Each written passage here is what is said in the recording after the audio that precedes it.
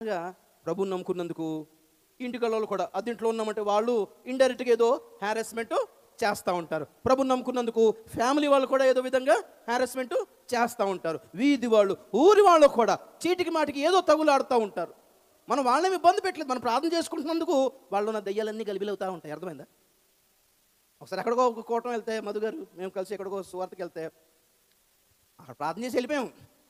వెళ్ళిపోతే ఆ తర్వాత వచ్చే వారం వస్తామని వెళ్తే ఊరోళ్ళందరూ కర్ర పట్టుకుని రెడీగా ఉన్నారు. ఈలోగా ఏమైందిరా దేవుడు అంటే, ఆ ఊళ్ళో దేవతలు అంటే మేము ఉండడం ఇక్కడ అంటున్నాం అంటారు. వాళ్ళు ఎవరో వస్తున్నారు ప్రార్థన చేయడానికి, మేము ఎక్కడ ఉండము అంటే, మీరు వాళ్ళకి వెళ్ళగొడతారా, మేము పోవాలంటే అబ్బాబా మీరు ఉండండి మేము వాళ్ళనే వెళ్ళగొడతామని కర్రలు పట్టుకుని బయలుదేరారు. అర్థమైందా? జనాలు విసుక్కుంటున్నారంటే, కుళ్ళుకుంటున్నారు అంటే, చిరాకు పడుతున్నారంటే, తగు పడుతున్నారంటే దానికి కారణం ఏంటి? వాళ్ళు ఉన్న దెయ్యాలు వాళ్ళని ఎటు చూస్తున్నారు, గలిబిలి చేస్తున్నాయి. దెయ్యాలు ఏం చేస్తున్నాయి? గలిబిలి ఉండనేమో, కాముగా ఉండనీయమన్నమాట. రెచ్చగొడతాయి, మీద పడతారు వాళ్ళంతా. ప్రభు నమ్ముకున్నందుకు, క్రిస్టియన్ అయినందుకు వచ్చిన శ్రమలు ఒక ఎత్తు అయితే, ప్రభు నమ్ముకున్న కొన్ని శ్రమలు పోవు. అర్థమవుతుందండి? ఆర్థిక ఇబ్బందులు ఉంటాయి. అర్థమవుతుంది? ఇంటి చుట్టూ అందరూ బిర్యానీ వండుకుంటారు, మన ఇంట్లో పప్పుచారు ఉంటుంది. అర్థమైందా? దేవుని స్తోత్రం కలిగాక పప్పు పచ్చడి తప్ప, అప్పడాలు తప్ప ఇంకేం ఉండవు. ప్రభు నమ్ముకున్నందుకు, ప్రభు నమ్ముకున్నాక అంతా ప్రార్థన చేసిన ఆ అరకొర జీతంతోనే బతుకు సాగుతూ ఉంటుంది. కంగారు పడొద్దు, దేవుడు ఉన్నాడు. స్తోత్రం చెప్పండి ఒకసారి.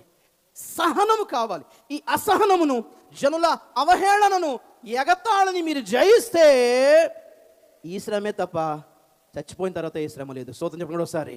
రెండో మరణం అంటే ఏంటి? నరకం. ఆ శ్రమ అయితే కాదు కదా. స్తోత్రం చెప్పండి ఒకసారి. ఈ నిందలు, అవమానాలు, కొంచెం వచ్చే నడు నొప్పి, ఉపవాసాలు ఉండి గ్యాస్ పెయిన్ వచ్చేస్తుంటారు చాలామంది. హాస్పిటల్ జాయిన్ అయిపోతుంటారు, మరలా ఉపవాసం ఉంటారు. ఇంతగా ఇక్కడ నిలబడి ప్రభులో దీవెన, ప్రభులో సమాధానం, ప్రభులో నెమ్మది, ప్రభులో ఆదరణ అని ప్రకటిస్తున్నాం కదా. మా కష్టాలు లేవా? జనవరి 1వ తారీఖు ఇంటికి వెళ్ళగానే అది కట్టాలి, హల్లెలూయా. గ్యాస్ బిల్లు కట్టాలి, హల్లెలూయా. కరెంట్ బిల్లు కట్టాలి, హల్లెలూయా. ఏదో సేవకులు ఆకాశం నుంచి ఊడిపడలేదు. మేము మనుషులమే, మాకు అవసరాలు ఉన్నాయి, మాకు టెన్షన్స్ ఉన్నాయి, మాకు ఈఎంఐలు ఉన్నాయి, అద్దెలు ఉన్నాయి, పిల్లల ఫీజులు ఉన్నాయి, నడుము నొప్పులు ఉన్నాయి, కడుపు నొప్పులు ఉన్నాయి, గుండె నొప్పులు ఉన్నాయి. వాటన్నిటితో పాటు దేవుడు కూడా ఉన్నాడు. దేవునికి స్తోత్రం, హల్లెలూయా. గట్టిగా హల్లెలూయా. వాటన్నిటితో పాటు ఏముంది? దేవుడు ఉన్నాడు. వాళ్ళకి అన్ని కష్టాలు ఉండి ఎవరు లేరు? దేవుడు లేడు. మనకు అన్ని కష్టాలతో పాటు ఎవరున్నారు? దేవుడు ఉన్నాడు. స్తోత్రం చెప్పండి కూడా ఒకసారి. సహించుకోండి కొంచెం. అసహనము, చిరాకు, అనుమానాల్ని మీరు జయిస్తే రెండో మరణం వలన ఏ హాని జరగకపోగా మీకు జీవ కిరీటం ఇస్తానంటున్నాడు. అంటే ప్రభులో ఉండి ప్రార్థన చేస్తూ కూడా, కానుకలు దర్శనమగలు ఇస్తూ కూడా, ఈ పరిచర్య చేస్తూ కూడా కొంచెం కష్టాలు ఉన్నాయా? నేను చెప్పాను, కొన్ని కష్టాలు ఉంటాయి. ఎందుకంటే అవి లేకపోతే మనం మాటినాం. అర్థమైందా కదా?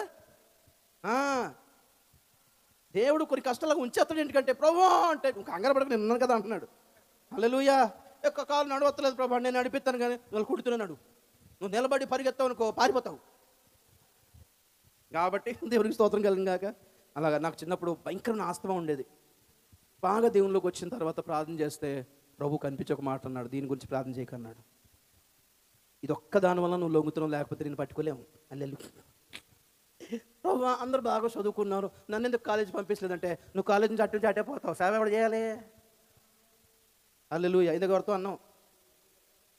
కొంతమంది దేవుడు ఉద్యోగాలు ఇస్తే సేవ పిలుపు రాగానే ఉద్యోగాలు విడిచిపెట్టి సేవకు వచ్చేస్తున్నారు.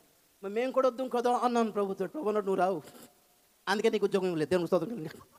కొన్ని దీవెనలు ఎందుకు కలగవంటే మనల్ని వదులుకోవడం దేవుడికి ఇష్టం లేదు. ప్రేమ, లవ్, అంతే. దేవుని స్తోత్రం కూడా సరే. అప్పుడు మా అమ్మ ఉంటే ఏం ప్రాబ్లం అయింది ప్రభు అంటే, మీ అమ్మ ఉంటే సేవకు పంపించేది కాదు, అందుకే ముందు అమ్మని తీసేసుకున్నాను. దేవుడు ఎలా మాట్లాడుతాడో తెలుసా? ప్రతిసారి స్వరం ద్వారానో, దర్శనం ద్వారానో, కళ ద్వారానో, వాక్యం ద్వారానో మాత్రమే కాకుండా పరిస్థితుల ద్వారా కూడా మాట్లాడతాడు.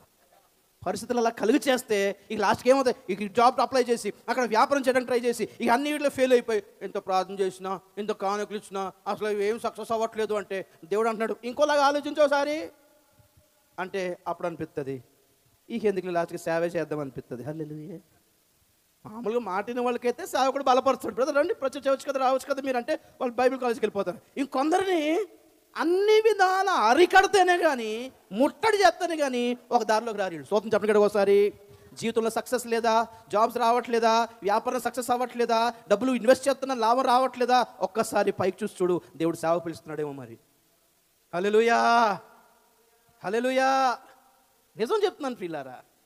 కాబట్టి మీ కష్టాల్ని దైవికమైన అవకాశాలుగా వాడుకొని చూడండి ఒక్కసారి. స్తోత్రం చెప్పండి కూడా ఒకసారి. ఎందుకు యోసేపు గోతులో వేయబడ్డాడు?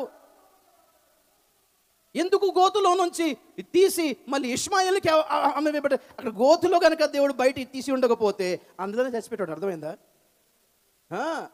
లెక్కేంటి ఇక్కడ? ఐగుప్తు దేశానికి ఆర్థిక శాఖ మంత్రి అవ్వాలి యోసేపు. ఆ ప్రాసెస్ అంత ఈజీ కాదు. ఫస్ట్ అన్నదమ్ముల చేత ద్వేషించబడాలి, దూషించబడాలి, కొట్టబడాలి, గుంటలో వేయబడాలి, అమ్మ వేయబడాలి, ఫాల్స్ ఎలిగేషన్ తోటి నిందలు వేయబడాలి, జైలు వరకు వెళ్ళాలి, అందులో నుండి బయటికి రావాలి. ప్రాసెసే కష్టం, కానీ గమ్యము దీవెనకరమైనదే.